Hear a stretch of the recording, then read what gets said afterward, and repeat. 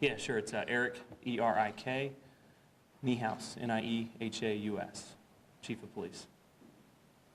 You got police, Chief? About 9:35 this morning, we responded to a report of a bank robbery that occurred at 7301 Tyler's Corner Drive, which is the PNC Bank at that location. Officers were informed that a black male suspect, actually wearing a gorilla mask, entered the business, displaying a handgun, and ordered the clerks to turn over money. The suspect made off with an undisclosed amount of money, left in a vehicle, a white panel van. We were given a plate by a witness at the scene, and the witness also described the words possibly direct written in blue on the side of the white van. One of our supervisors, while responding to the scene, as he was driving northbound 75, saw the suspect vehicle traveling southbound 75 at Union Center Boulevard. He turned to follow the vehicle, and a short pursuit ensued. Suspect initially stopped on Center Point Drive here in Westchester, and then once the officer started his approach, suspect fled the scene again, got back out onto southbound 75, drove into the Lockland area where he crashed into the wall around I believe it was exit 12. While at that location, the suspect identified or threatened the officers at the scene with a handgun several times. 3 of our officers discharged their firearms in response to that threat. The suspect was eventually taken into custody after the Hamilton County Police Chiefs Association SWAT team arrived, where they secured the scene and removed our officers from the interior perimeter, where they took over negotiations and subsequently took him into custody after a fairly lengthy negotiation. What's his name? Jackie Jackson Jr. He's a black male. He's 31 years of age. From? Cincinnati. Do you know which part of Cincinnati? Cumminsville, I was told. Sergeant Tom Braggle can provide all the specifics of the address of his specific address that we have on file. Priors on the guy? I'm unaware of any priors. We did check. I'm unaware of any convictions. Was he injured? He did sustain some injuries. He was actually originally taken to the Westchester Medical Center. My understanding, he was flown to University Hospital, where he is currently at. I honestly do not have any specifics about the nature of his injuries right now, or how he received those injuries. You know if he was shot? I honestly do not know right now. I'm waiting on that information as we speak. Did he fire at any of the officers? He did not. After the suspect was taken into custody, we located the handgun that he displayed and threatened the officers with. After just a brief investigation of the handgun, it was determined that that weapon was actually an airsoft pistol. Airsoft pistol. And I believe that's the that's probably the brand name. It's a weapon that, as identified by the clerks and the officers at the scene, as well as listening to the radio traffic, was clearly a pistol, which is basically it's a kid's toy. You mentioned that 3 of your officers did fire at this suspect, and I was curious, you said you haven't determined yet whether the guy sustained any gunshot wounds, but do you know approximately how many rounds were fired by your officers? Based on preliminary investigation, I believe there were 7 rounds fired. 7? Yeah, 7 total between the 3 officers. Okay, that's what you know so far. That's what I know so far. All the officers who fired, were they all Westchester officers? Yes, they were. And what other agencies ultimately were involved in this before it came to a conclusion? Sure, there was a host of agencies. My understanding, I may not get them all, so I apologize. But obviously the Lockland Police Department, which is where we were located. I know Evendale was there. It's my understanding the Cincinnati Police Department was there, as well as the Ohio State Highway Patrol. There could have been others, and I'm sure Sharonville was there, as well as there's a lot of agencies in that very small location there. Chief, how fast did the police pursuit go during this period, going from Westchester to Lockland? Based on the, and I can say based on the radio traffic and the reports of the officers, it appears about 85 miles an hour, southbound 75. And again, that pursuit occurred just after rush hour traffic, fortunately, and right around, it was just prior to 10 a.m. As we were on southbound 75. During the negotiations with the SWAT team, did he say anything, or what was his demeanor and that sort of thing? Well, it is my understanding, one of the first things he said, and I believe this is prior to the gunfire, when we once we were threatened with a weapon, was that he made it very clear that he was going to instigate or prompt that response from us. He made it very clear that he wanted to cause gunfire on our part. You mean like a suicide by cop, like you're not going to take me alive, coppers kind of thing? Or? I'm not sure the specific words he used, but I think that's the gist of it.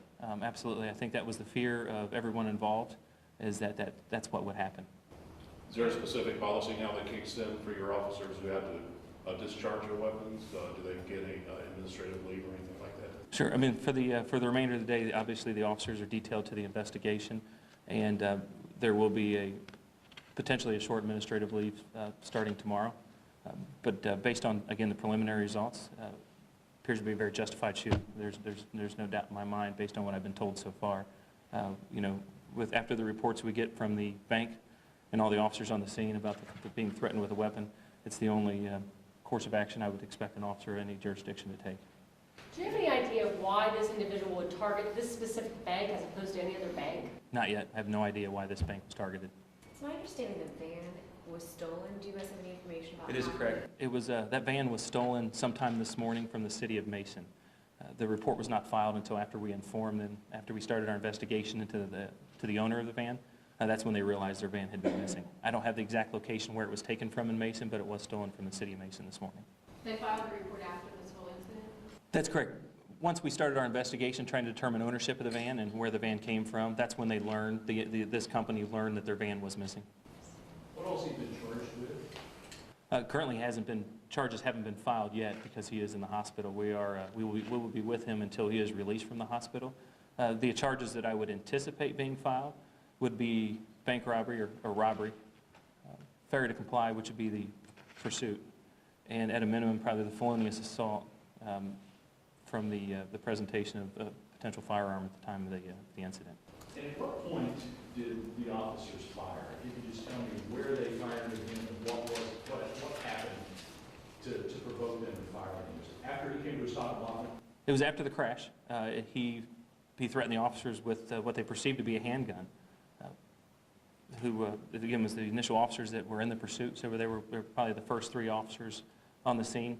Again, he displayed the handgun out the window and directed it towards the officers, my understanding, and that's when they fired. Chief, were you satisfied with the way the police pursuit was handled and how officers handled themselves in pursuing the suspect in the locker? I was actually. It was fortunate this time. I was working. I had the radio on, so I was able to actually listen to the radio traffic in this case. I thought the supervisor that was involved in this did a great job. He was very professional, very calm, and I couldn't really be more proud of all of them. Now, you recently changed or updated any of your pursuit procedures? Was this something, new procedure that we haven't seen used before? No, it's the same procedure that we have, and it's one that we reevaluate frequently, and it's one we train on frequently. But in general, it's the same policy we've had for years. What happened with the stop sticks with the Ohio State Patrol? I don't have an answer for you. I was told there potentially could have been stop sticks, but I don't know if they were actually deployed or used or not. You mentioned a supervisor. Can you tell us who that supervisor was, whose actions you commended? Sergeant Jeff Niehaus. No relation. Okay.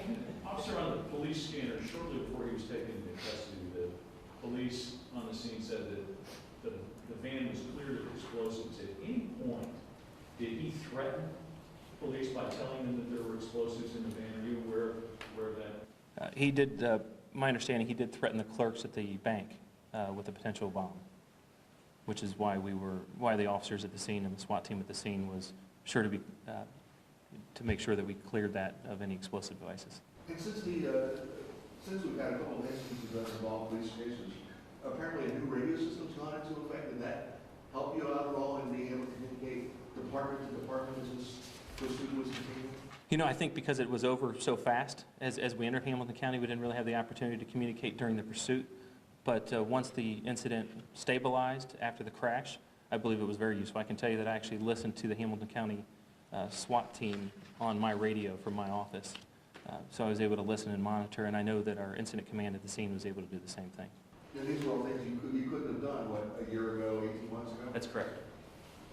Weapon-wise, did he only have one weapon? Did he display the toy gun in the bank, and then also there was a toy gun that he had the entire time? That's my understanding. That was the only weapon that was located.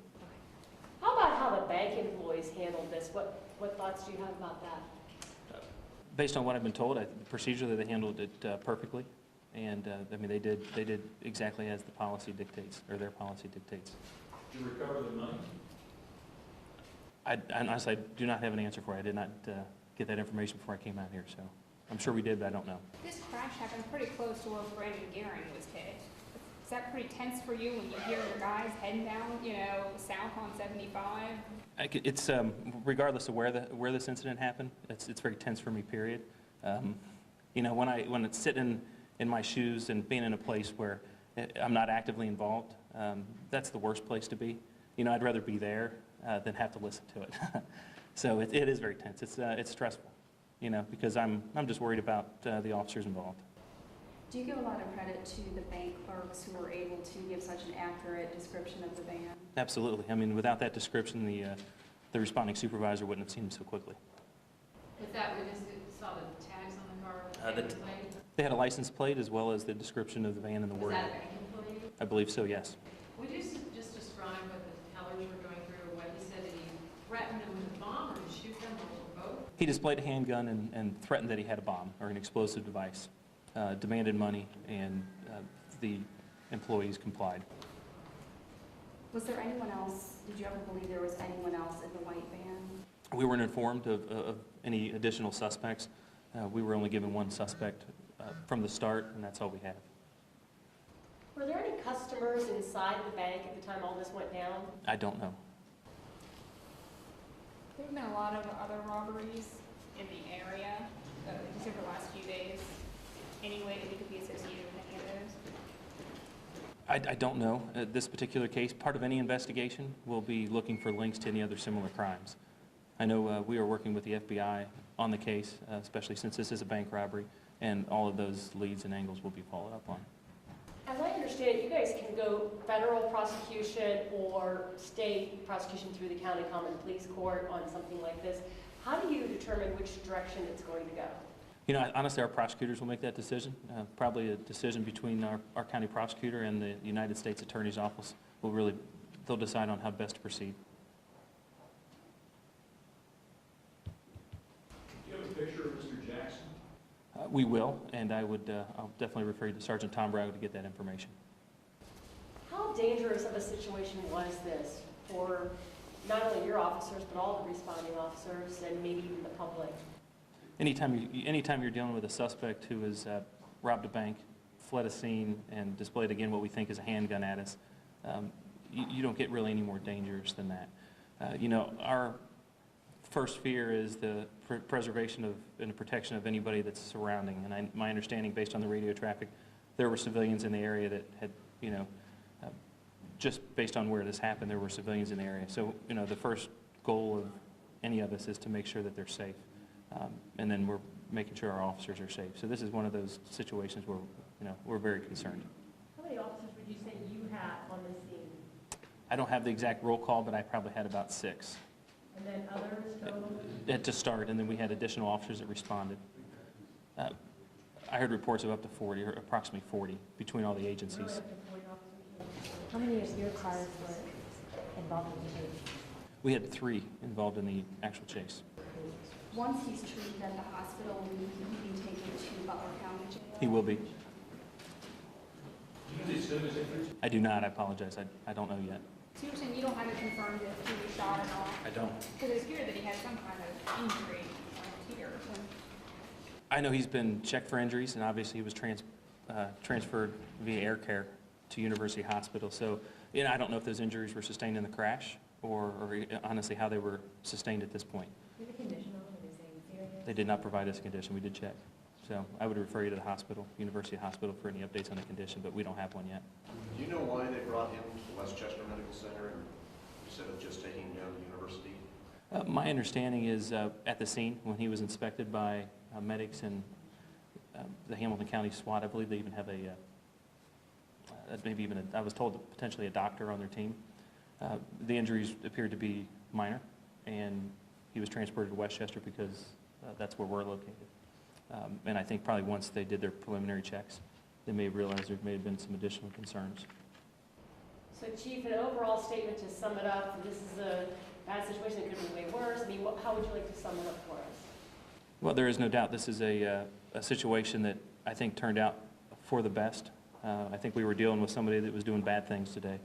And based on the preliminary investigation, I think our response was handled appropriately. So I'm just happy that our officers are safe, the public is safe, and he's in custody.